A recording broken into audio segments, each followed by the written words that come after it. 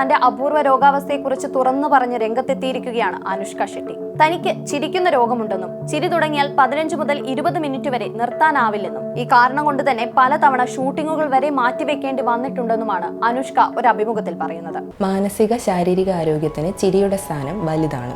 എന്നാൽ ചിരി തുടങ്ങി നിർത്താൻ കഴിയാതെ വന്നാലോ?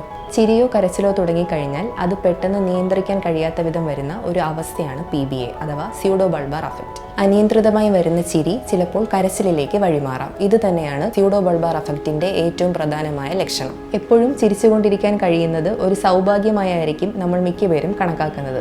എന്നാൽ ചിരിയും ഒരു ശാപമാണെന്നാണ് നമ്മളെ PBA പഠിപ്പിച്ചു തരുന്നത്. നാഡീ സംബന്ധമായ പരിക്കുകളോ തകരാറുകളോ ഉള്ളവരിലാണ് സാധാരണയായി PBA കണ്ടുവരുന്നത്. കൂടുതലായി കണ്ടുവരുന്നത് Alzheimer's disease, Parkinson's disease, multiple sclerosis, traumatic brain injury എന്നീ രോഗങ്ങൾ ഉള്ളവരിലാണ്. പെട്ടെന്ന് എന്തെങ്കിലും തമാശ കേട്ട് ചിരിച്ചതാകാം, അല്ലെങ്കിൽ വേദനിപ്പിക്കുന്ന എന്തെങ്കിലും സംഭവം ഓർത്ത് കരഞ്ഞതാകാം.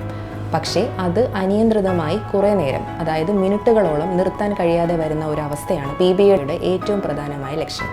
ജോലി സ്ഥലത്തോ പൊതുസ്ഥലങ്ങളിലോ അല്ലെങ്കിൽ ഏതെങ്കിലും യാത്രക്കിടയിലാണ് ഈ ഒരു അവസ്ഥ ഉണ്ടാകുന്നതെങ്കിൽ പിന്നെ പറയേണ്ടതില്ലല്ലോ. ആദ്യമായി കാണുന്ന അപരിചിതർ ഇതെന്താണ് സംഭവിക്കുന്നതെന്ന് അറിയാതെ തികച്ചും അമ്പരന്ന് പോകും. മാനസികമായി എന്തെങ്കിലും പ്രശ്നങ്ങളുള്ള ആളാണെന്ന് പറഞ്ഞ് പരിഹസിക്കാനും ഇടയുണ്ട്. ഇത്തരം രോഗാവസ്ഥയിലൂടെ കടന്നു പോകുന്ന ഒരാൾക്ക് ഇതുണ്ടാക്കുന്ന മാനസികാഘാതം ചെറുതൊന്നുമല്ല.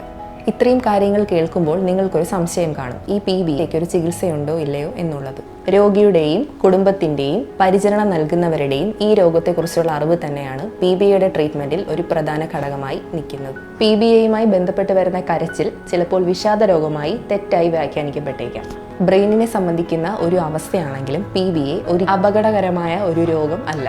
അതിനാൽ തന്നെ ഈ ലക്ഷണങ്ങളുള്ള വ്യക്തികൾ ഒരു സൈക്യാട്രിസ്റ്റിനെയോ സൈക്കോളജിസ്റ്റിനെയോ പോയി സമീപിക്കേണ്ട ഒരു കാര്യവും ഇല്ല. ഇതൊരു സന്ദർഭോചിതമായ അവസ്ഥയാണ്. അതിനാൽ ഈ അവസ്ഥയിൽ രോഗിയെ ഒറ്റപ്പെടുത്തുകയോ കളിയാക്കുകയോ ചെയ്യാതെ അവരുടെ കൂടെ നിന്ന് അവർക്കൊരു സപ്പോർട്ടായി മാറുക എന്നുള്ളതാണ് ഈ രോഗത്തിൻ്റെ ഏറ്റവും പ്രധാനമായ ട്രീറ്റ്മെൻറ്റ്.